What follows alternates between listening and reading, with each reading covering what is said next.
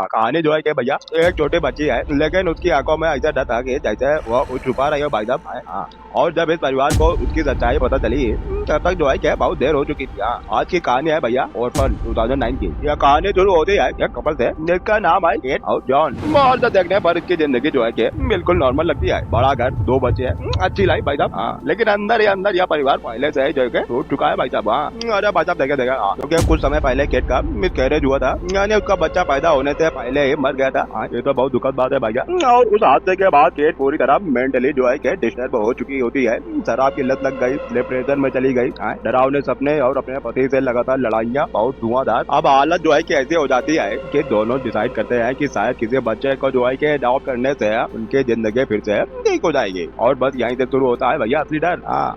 और एक दिन दोनों जो है के ऑर्फनेज जाते हैं, यानी अनाथालय जाते हैं। यहाँ कई बच्चे होते हैं, लेकिन तभी केट की नजर एक छोटी सी लड़की पर पड़ती है भाई साहब, शांत, अकेली और बाकी बच्चों से बिल्कुल अलग।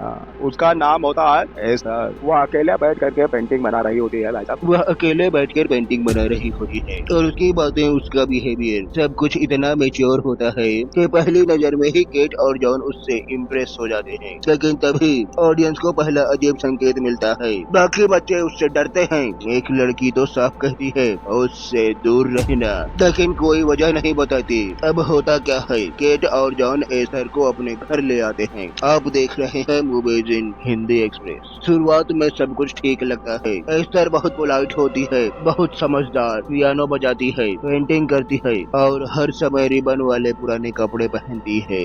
लेकिन धीरे धीरे घर में अजीब चीजें होने लगी है। सबसे पहले एस्टर की मुलाकात होती है अपने नए भाई डेनियल और छोटी बहन मैक्स से। मैक्स सुन नहीं सकती, इसलिए हियरिंग एड इस्तेमाल करती है। एस्टर सबसे ज्यादा क्लोज मैक्स से होती है, लेकिन डेनियल शुरू से ही उसे पसंद नहीं करता। क्यों? क्योंकि उसे महसूस होता है कि इस लड़के में कुछ गड़बड़ है। और सच कहें तो ऑडियंस को भी अब तक एहसास होने लगा है कि एस्टर नॉर्मल बच्ची नहीं है। तभी स्कूल में एक बड़ा हादसा होता है। एक लड़की एस्टर का मजाक उड़ाती है, उसके कपड़ों का, उसके बिहेवियर का, और अगले ही पल एस्टर इतनी बुरी तरह उस लड़की पर हमला करती है कि सब शॉक रह जाते हैं। लेकिन सबसे डरावनी बात, उसके चेहरे पर जरा भी डर नहीं होता, जैसे उसे किसी बात का पछतावा ही नहीं है। अब स्कूल के लोग कैट को वार्निंग देते हैं, लेकिन जॉन सोचता है कि एस्टर बस इमोशनली डिस्टर्ब्ड बची है। लेकिन मामला तब बिगड़ता है जब घर में एक और हादसा होता है। डेनियल ट्री हाउस में खेल रहा होता है, तभी एक्सीडेंटली आग लग जाती है। पूरा ट्री हाउस जलने लगा है।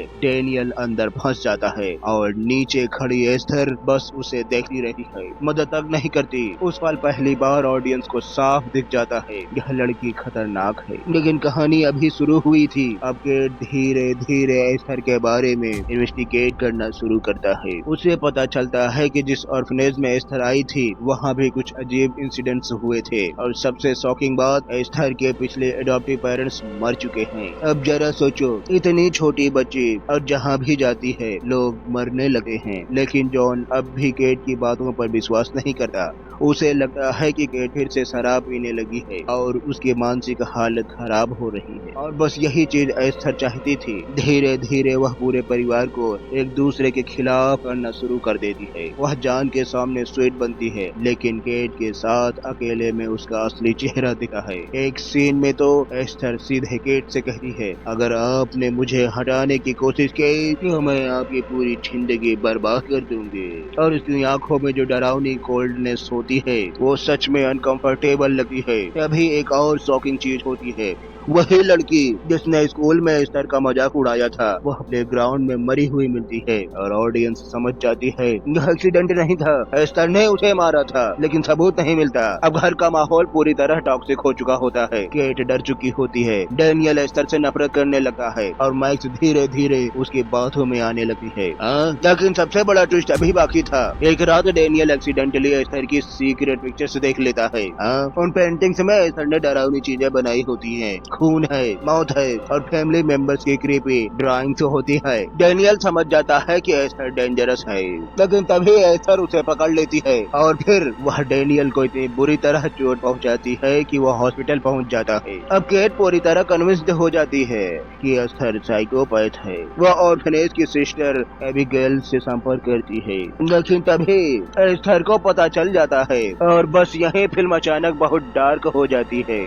एस्टर सीक्रेटली सिस्टर एबिगेल से मिलने जाती है और रास्ते में उसे हथौड़े से मार देती है। हाँ, एक छोटी बच्ची इतनी ब्रूटल हत्या करती है और सबसे खतरनाक बात है वह वापस घर आकर ऐसे बिहेव करती है जैसे कुछ हुआ ही नहीं है। अब केट पैनिक में पुलिस को बताती है लेकिन कोई उसकी बात ही नहीं मानता क्योंकि एस्टर हर बार खुद को इनोसेंट साबित कर देती है। तभी फिल्म का सबसे बड़ा रहस्य सामने आता है। केट को एक साइकियाट्रिक हॉस्पिटल से कॉल आता है और वहाँ से जो सच्चाई पता चलती है वो पूरी फिल्म को उल्टा कर देती है। असल में एस्टर कोई बच्ची है ही नहीं, उसका असली नाम लीना क्लामर होता है। वह 33 साल की वुमन है जिसे एक रेयर डिजीज है जिसकी वजह से उसका शरीर बच्ची जैसा दिखा है और वह सालों से अलग अलग परिवारों में अडॉप्ट होकर जाती थी, फिर वहाँ मैनिपुलेशन, मर्डर और क्योस फैलाती थी। अब जरा सोचो, जिसे पूरा परिवार एक मासूम बच्ची समझ रहा था, असल में वह 33 साल की किलर वुमन थी।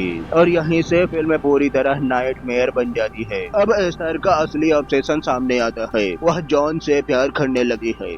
हाँ, वह खुद को जॉन की वाइफ बनाना चाहती थी। एक रात वह मेकअप करती है, हाँ, एडल्ट वाले कपड़े पहनती है और सीधे जॉन को सीड्यूस करने की कोशिश करती है। वह सीन सच में बहुत डिस्टर्बिंग लगता है क्योंकि उस पल ऑडियंस समझ जाती है यह लड़की नहीं, एक पूरी तरह टूट चुकी खतरनाक इंसान है। लेकिन जब जॉन उसे रिजेक्ट करता है तब एस्टर पूरी तरह पागल हो जाती है।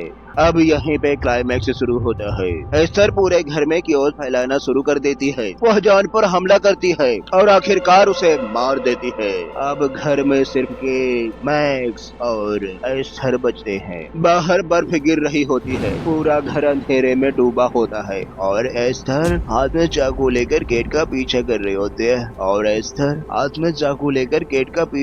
होती है तभी मैक्स और केट किसी तरह घर से भागने की कोशिश करते हैं, लेकिन एस्टर उनका पीछा करते हुए फ्रोजन लेक तक पहुंच जाती है। अब यहाँ फाइनल फाइट शुरू होती है। बर्फ टूटने लगती है, तीनों पानी में गिर जाते हैं और एस्टर आखिरी बार केट को मारने की कोशिश करती है, लेकिन तभी केट पूरी ताकत से एस्टर को किक मारती है और एस्टर बर्फ के नीचे डूब जाती है। धीरे धीरे ठंडे अंधेरे पानी में हमेशा के लिए गायब हो जाते हैं। इसके बाद केट और मैक्स किसी तरह बच जाते हैं, लेकिन उनके चेहरे देखकर साफ पता चलता है यह डर शायद कभी खत्म नहीं होगा। और सबसे क्रीपी बात, पूरे फिल्म में एस्टर का बिहेवियर इतना रियलिस्टिक दिखाया गया है कि कई बार सच में भूल जाते हैं कि वह बच्ची नहीं है। वैसे इस मूवी की IMDb रेटिंग लगभग 7/10 है और साइकोलॉजिकल हॉरर कैटेगरी में इसे आज भी काफी पसंद किया जाता है। और इस तरह जो है क्या भैया यह मूवी यहीं पर समाप्त हो जाती है।